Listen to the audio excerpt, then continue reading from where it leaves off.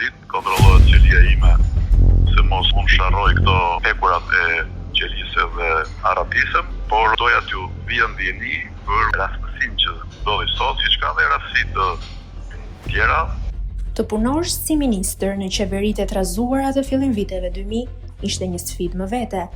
Viktor Doda, i cili shërbeu në kabinetet e Fatos Nanos, Pandelimajkos dhe Ilir Metës, i ftuar në emisionin Dekalog nga Roland Qafoku, ka ndarë kujtime të veçanta nga kjo periudhë, duke u ndalur te stili i secilit kryeministër. Duke folur për Ilir Metën në drejtimin e të cilit ishte ministër i transporteve në vitin 2001, Doda zbuloi një episod të panjohur që tregonte vendosmërinë e tij. Sipas Dodës, punimet në autostradën Tiranë-Durrës, të financuara nga Bashkëpunimi Italian, po zvariteshin.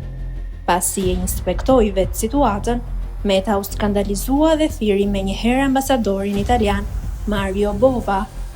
I foli me një gjuhë zakonisht të ashpër, unë isha në makinë me të dhe më erdhi keq, kujton Doda. Kulmi arriti kur Meta i dha një ultimatum ambasadorit. Në qoftë se ti nuk e mbaron këtë deri aty ku kemi rënë dakord, do kesh probleme. I përmendi edhe termin non grata. Doda tregon se i kishte thënë Metës se e teproi, por ky i fundit ishte përgjigjur se ambasadori e meritonte.